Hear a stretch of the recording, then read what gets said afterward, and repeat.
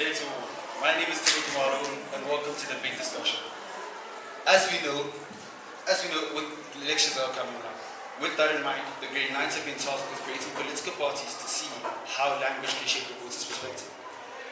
With their driving question being, how can language shape a voter's decision, and how can we navigate the linguistic influence for informed and empowered choices? Good day everyone, my name is Maome Goma and today I'll be explaining how the discussion will go. I will ask a question and each political party contestant will have 2 minutes to answer each question, followed by a question from one of the IEC members or Ma'am Lydia. I will start by introducing our speakers for the persuasive speeches who are Owami and then Mtobo. Thank you.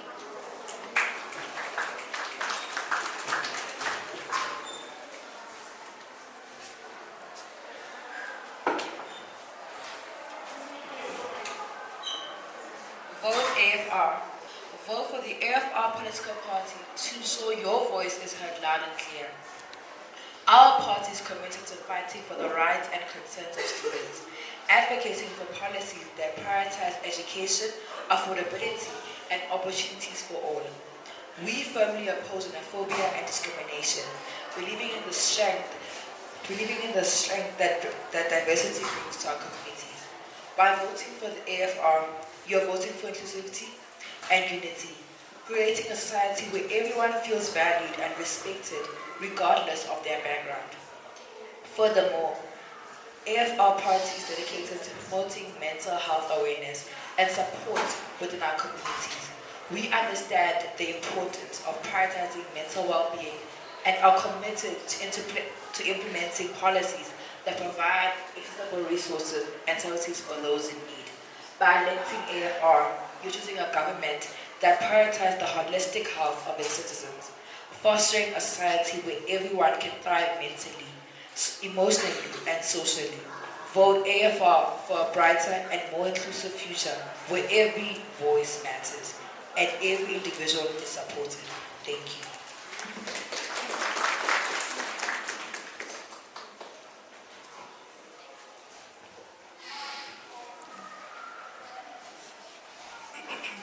Vote AFR. We are the revolution, the next leaders of this generation. We are AFR.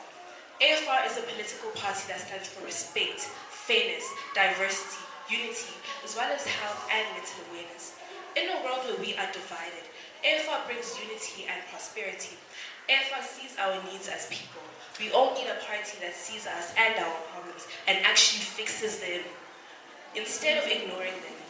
That is why AFR has chosen to be the voice of the people. Even if we are all different, we see and recognize everyone, no matter who you are and what you believe in. Vote for a party that promotes excellence, diversity, and prosperity. Vote AFR for our future and for the future of those to come. Vote for a voice and a choice. Vote for a party where your voice matters. As we always say, to create an excellent tomorrow, we must create excellent beginnings. So let us start new beginnings with AFR.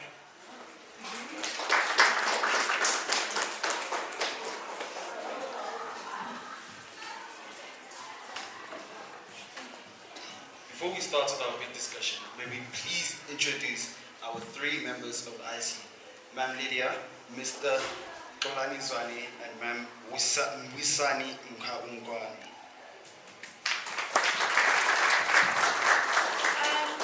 Before we start the discussion, I will also have to introduce our political members of each party.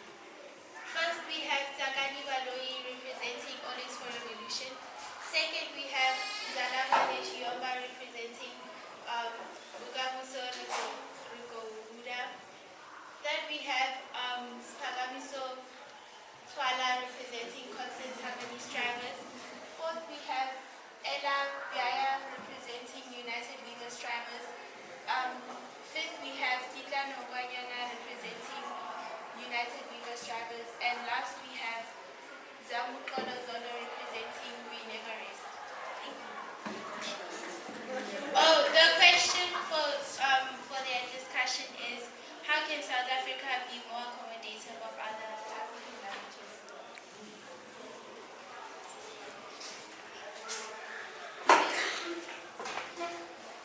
day to the audience, judges, as well as my fellow panelists.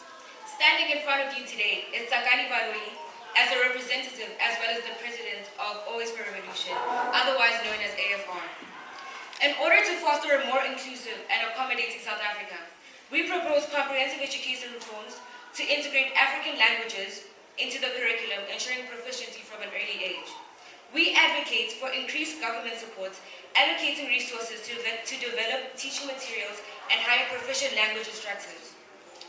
We recognize the importance of media and entertainment in shaping societal norms. Therefore, we will encourage the use of African languages in these domains to normalize their presence and enhance their visibility. Through community engagement initiatives, we will empower individuals to embrace and celebrate their linguistic heritage. Our commitment extends to awareness campaigns that highlight the cultural richness and significance of African languages in shaping South Africa's identity.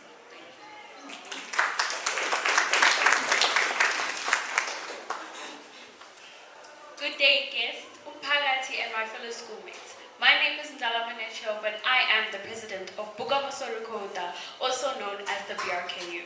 South Africa is known for being the Rainbow Nation, for its diversity that it upholds. This congregation contains 12 languages that are spoken within each region. With this information, we can come to the conclusion that South Africans are no strangers to diversity. As the BRKU, we will make sure that South African schools can accommodate other African languages if we can first initiate students to other cultures that they do not practice at home, that are done in our country so they can get the gist of learning new ethnicities. After that is accomplished, we will then introduce new African languages and cultures so that they can already have a sense of normality and comfort.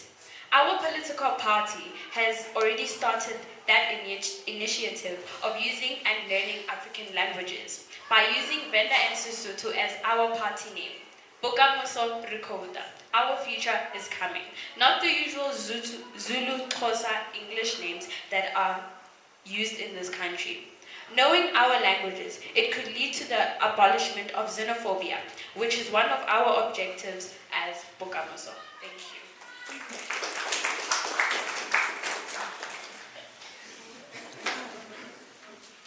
Ladies and gentlemen, judges and presidents, I am here to give my opinion on the notion that how can South Africa be more accommodative for other African languages?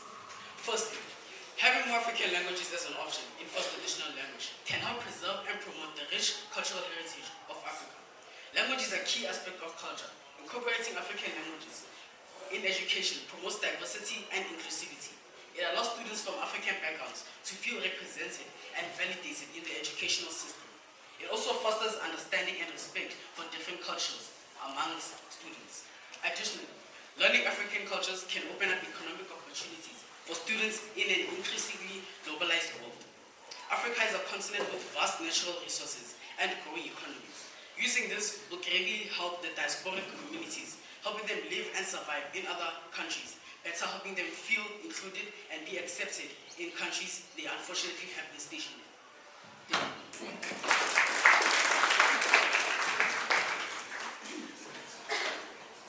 Good morning, audience, judges, and fellow comrades. Standing before you here today is the President of Future Tomorrow, Ella Bera. And today I'm here to address some of the concerns with regards to our country. The power of language lies in its ability to bring people together and connect different cultures. As Future of Tomorrow, we value diversity and strive to create an environment where all languages and cultures are celebrated. An approach we can take to improve South Africa's accommodation of other African languages could be by promoting media production. We could start by translating news broadcasts into various African languages or beginning morning news programs with greetings in different languages such as Habari za Kunzuri or Tenha Bomdia. A similar approach would be incorporating bilingual greetings in airports. We could begin with airport staffs all the way to present citizens in airports. We could welcome them or even wish them a safe flight, like saying Habari za Kushiri.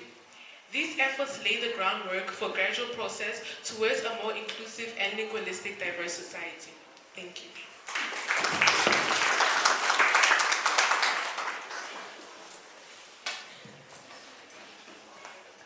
Good day to all fellow candidates, judges, and audience. Today I stand before you as a representative of the United Viva Strivers to share my insight on how South Africa can be more accommodating of other African languages. In essence, to address this matter, we would have to refer to the many values of this nation, one specific value being diversity. This nation prides itself as one of a large variety of ubiquitous cultures and people, and as such, this should result in the accommodation of other African languages nationwide. The advantages of this implementation would help the citizens of the nation gain a broader perspective of it and promote inclusiveness and a feeling of welcoming among individuals from a national standpoint, and assist in the interdependence of numerous different languages and heritages, decreasing the chances of potential xenophobic attacks of discrimination.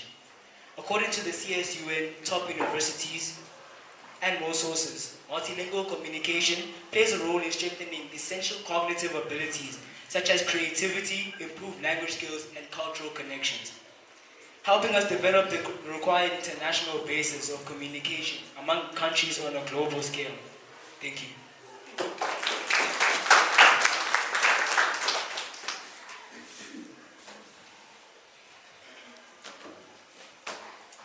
Good day all, my name is Zamukalo Zondo and I'm the president of We Never Rest, also known as WNR.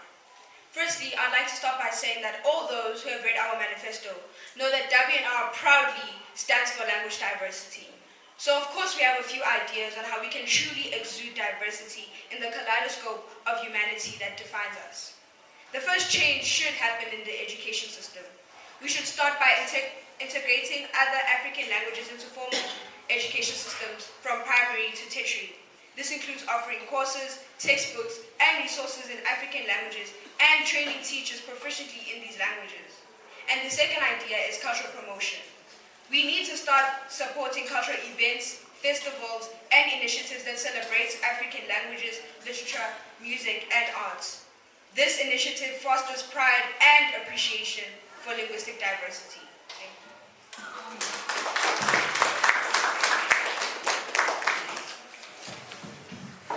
Wow, haven't we heard such compelling arguments from each and every party? Well, let's swiftly move on to the next question, which is, what opportunities and/or initiative will you give the youth, the unemployed youth of South Africa?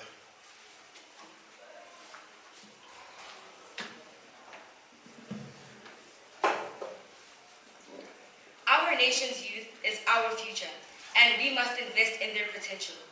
We must create a bridge between education and opportunity by expanding access to skills training programs. These programs will equip young people with the tools they need to success in the trades, agriculture, technology, and other growing sectors. We will also campaign entrepreneurship initiatives, empowering young minds to turn their ideas into businesses that create jobs and propel our economy forward. We encourage participation in cultural exchange programs like au pairing overseas, which opens doors to new experiences while still allowing students to continue their studies, learn how to navigate through life independently, and earn money to support themselves and family. So by nurturing their curiosity and fostering a spirit of innovation, we can unlock a generation of capable and driven young South Africans ready to contribute to a brighter future. Thank you.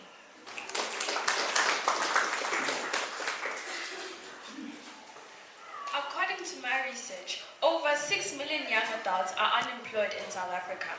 And what has the government done about this? Nothing. Bukamusolukoda has an initiative that would decrease this huge amount of people unemployed. Instead of looking at the factors that contribute to this unemployment, we as the BRKU have initiatives, have strategies that will increase the amount of employment of young adults. Strategy A, we will identify jobs that are in jeopardy in the next 5 to 10 years as artificial intelligence is taking up jobs, meaning that we will not let the youth waste their time looking for those jobs. Strategy B, innovating the young adults to start being business-minded. How they can make money, sustain themselves, and ways they can make a change in the economy as our leaders have failed to do so. Strategy C, start implementing young adults to take career paths that are in high demand in the country so they can have an easier chance of being employed.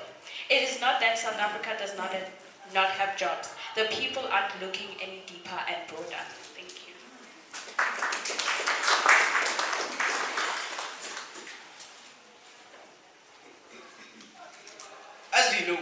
South Africa already has a system for the unemployed. This system uses the UIF, which gives DBA, daily benefit amount, equal to 66% of income cap at 17,712 per month. The CHS has found a more efficient way of using this money. Instead of giving away all of their money, the CHS plans on using half of it to start a program. This program will include four major ways to teach unemployed skills and unemployed people skills they can use to generate income.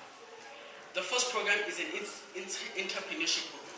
We will implement programs that teach young people how to start their own businesses, providing them with the skills and resources needed to become successful entrepreneurs. The second program is an internship opportunity. We will do this by expanding the opportunities for youth to gain hands-on experience through internships with companies in various industries and companies in various industries, helping them develop marketable skills and network, which benefit both the company and unemployed, as this is seen as charity work by the government, leading to awards for that company. The third program is a skill development workshop. We will offer workshops and training sessions that focus on in-demand skills such as digital literacy, coding, and soft skills like communication and teamwork, which will greatly put the person at an advantage in the workforce. And lastly, a mentorship program. We will create mentorship programs that pair young individuals with professionals in their desired fields, offering guidance and support as they navigate the job market, either for the first time or their last.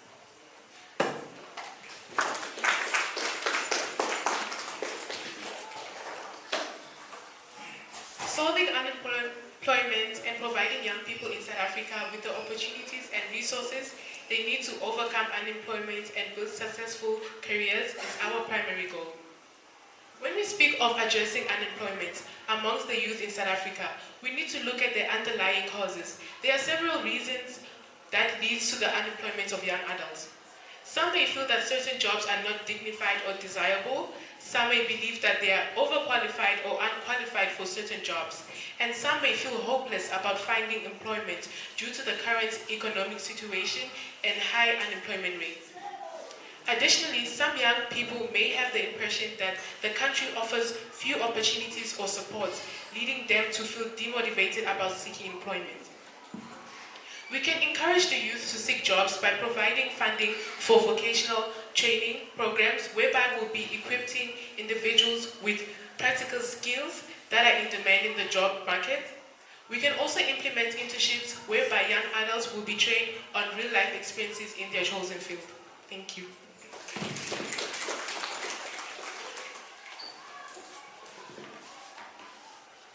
Issues such as unemployment could be observed from many different perspectives, and instead of focusing on what we can't achieve in terms of job development, we should expend our energy concentrating on what we can achieve.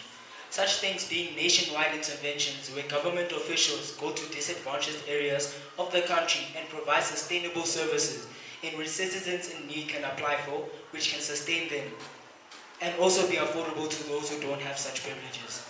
According to online sources, the low levels of entrepreneurship contribute largely to the high levels of unemployment, sending out a plea to the youth of our country to send a helpline and boost the economic growth of our country. The many problems which we face, our youth should be educated by those experienced and given the tools to face the problems at hand and demolish them before they become detrimental to us. The lack of relevant qualifications and skills also should be confronted head-on through the establishment of workstations for workers to broaden their abilities to be able to handle the workplace. Thank you.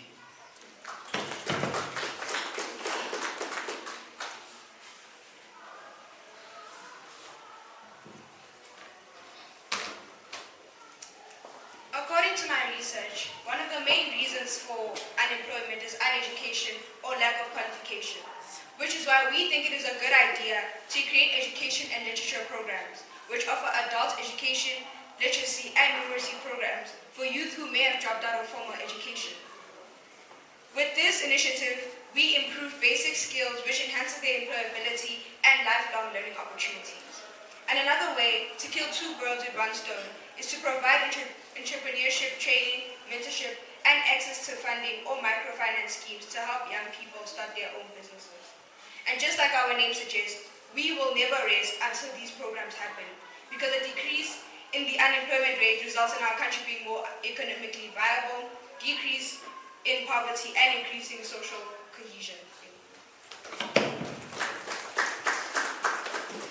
Thank you everyone for listening. We have come to the end of our discussion, and now we will have our panelists asking questions to the political parties.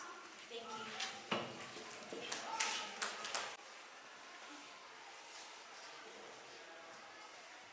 Good morning once more. Oh, it's still morning. I tried to be a gentleman and ask the ladies to go first. Firstly, may I just take a bit of time to commend the work that has gone into preparation for this discussion or debate. The incredible level of research, the breakdown of concepts, and the high level of understanding.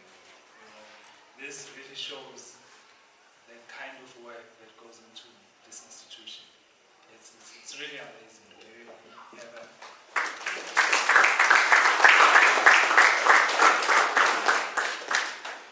Thank you. We've had quite compelling arguments, and so for the first question, can we just go into how do we get to a level of uniformity? When we talk about these diverse languages, we are a diverse country, but we also understand that English is globally the accepted medium of instruction. Whether we're talking business or even in our households. So how are you going to deal with the diverse languages? I know we've already explained, but specifically, how are we going to deal with the diverse languages and bring that sense of uniformity and a level of understanding how we're going to do things as diverse as we are. We accept that we have right now 13 official languages, but there are languages that are there that are not official. So how do we deal with bringing all these languages together for us to be able to do things? So that's for all the political parties. And when it comes to unemployment, for me, I feel there's a gap with our institutions of higher learning, where some of the parties here and the leaders here were talking about skills that are irrelevant or qualifications that are irrelevant. Our institutions are supposed to be, these are institutions that deal with research, and they're supposed to be working with the state. We are a developing country, so it's essential that our universities, colleges, and all these institutions are working to bring skilled young people to support the economy. Now, one of the things for me that's quite mind-boggling is that we have quite a diverse economy, and we have quite a developed economy. For me, I've seen the numbers, but I still don't understand why we have such a high rate of unemployment. We have such a diverse sectors, whether you're talking tourism or you're talking agriculture. I was just talking to my colleague here. The whole chain, you think about logistics, you think about packaging, you think about the whole value chain of our economy. It's quite diverse. For me, it still doesn't make sense why we have a high rate of unemployment. We have an economy that is actually, if you look at the output, our economy is doing well globally in comparison to to developed countries. So the question is,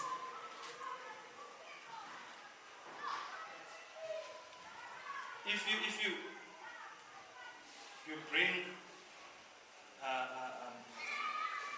if you think about unemployment and our economy, just these two, how do we solve unemployment when we think about our economy, especially in the global space, not just within our country, but in the global space? Thank you.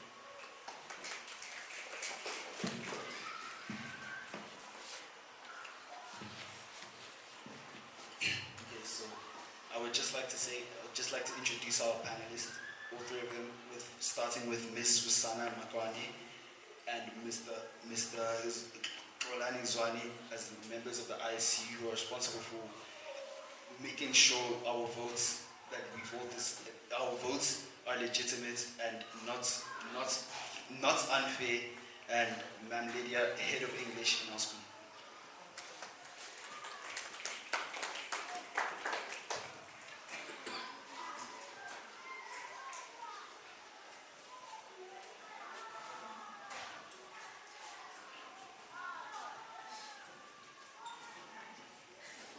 So I'd like you to please repeat your question. Just the question, the first question.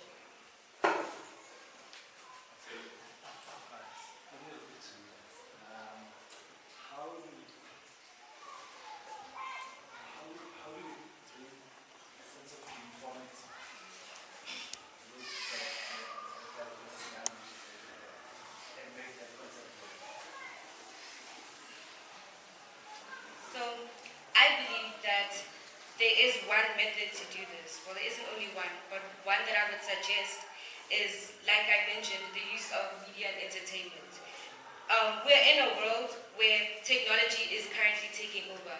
So I believe that if we put it to a good use and include different languages and, allow it, because the youth is influenced by influencers. So I believe that if influencers would start using more diverse languages, then the youth would do the same. Then older people would then become inquisitive from what the youth is doing, and the youth can then teach the older people.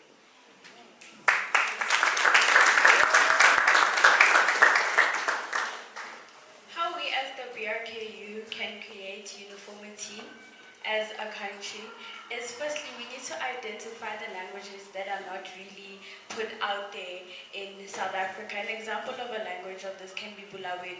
Not a lot of people know Bulawayo. Do we know it? No. So we need to initiate other languages that are spoken in some rural areas and start initiating them to more formal in sectors like bringing Bulawayo, since Bulawayo is from Limpopo, bringing Bulawayo here in Gauteng. We need to start initializing those languages and making kids aware that we're not just a 12-language country.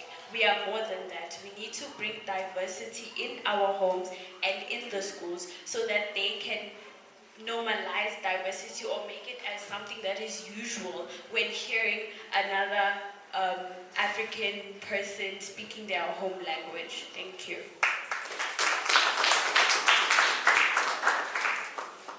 So, the CHS is an inclusive party.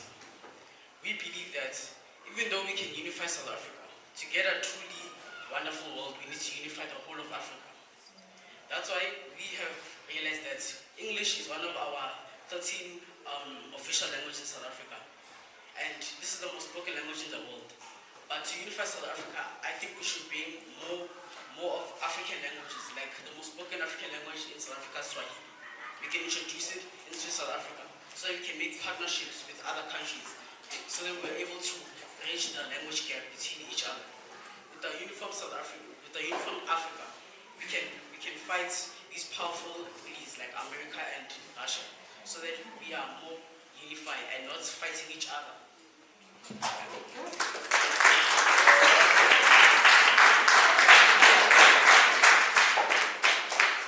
One way Future of Tomorrow can help in unifying the nation is by organizing cultural events where we come together to share our stories, come together together, share our culinary experiences, come together and share our traditional music, and celebrate the diversity of the nation.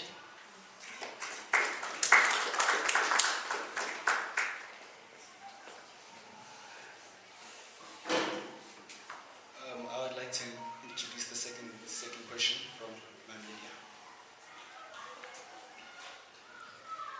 Thank you so much. I think for the sake of time and for us to remember what the panelists, what our political parties are saying to us so we can go and vote, I'm just going to end us off and ask that each political president here shares with us very briefly in one statement, using persuasive language, right? It's part of our driving question. Why should we vote for your political party? Keep it short, keep it to the point. We want to leave with what it is that you are saying to us so that when we move out of these doors, we have an idea of you have grabbed us. That's why we're going to place our vote. Okay? And let's start on this side because we're always starting on that side. So.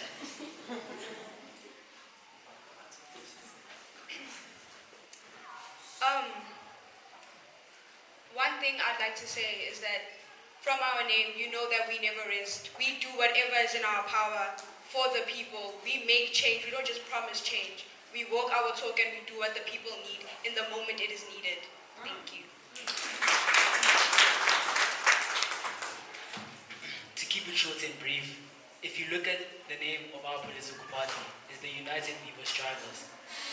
The name United is quite influential in the fact that it means that we all stand together as one unified effort. And through that, we will be able to strive for the future that we want. Thank you. So the future of tomorrow is a political party that believes in creating a better future. We recognize that the world is facing significant changes, but we also believe that there is much room for improvement. The CHS is not just a name, it is our values. We are constant in what we do. We will not abandon you. We will keep you in our minds. We will keep you involved in the government affairs. We will bring harmony. We will bring unity in everyone. We will bring a South Africa that loves each other instead of having strides about things that we should handle. And we will never stop striving for our success. Thank you.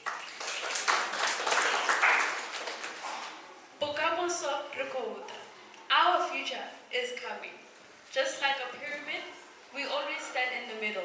We're not above, we're not on top, we just want to be in the middle. Just like equality.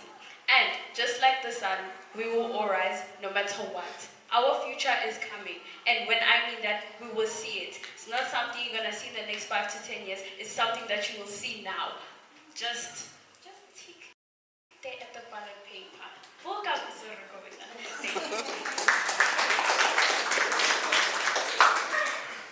Always for revolution, not just another party.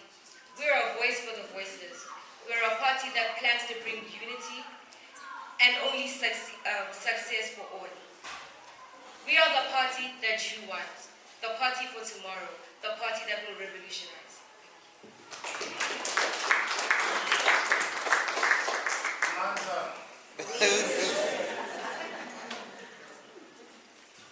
Good afternoon, everyone. I'm Vandam Shakaza, President of United Viva Strivers.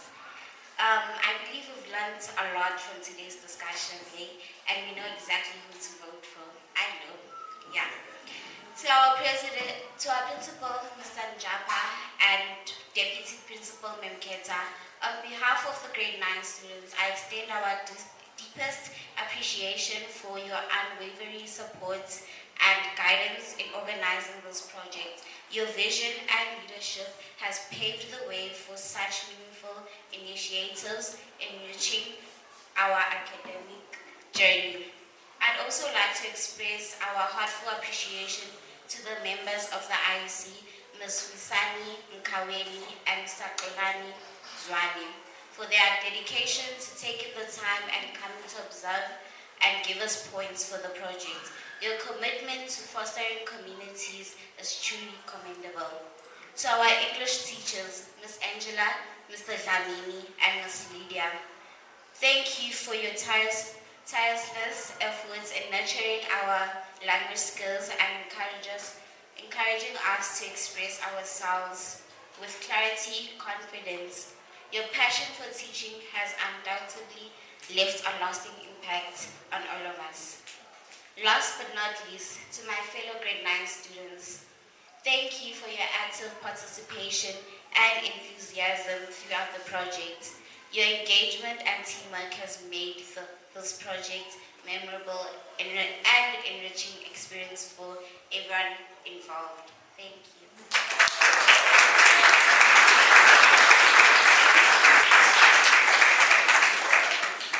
We have come to the end of our second session. Next will be the tour of the newspaper articles that will be taking place on the wall right here, and then we'll be moving on to the voting stations. Thank you.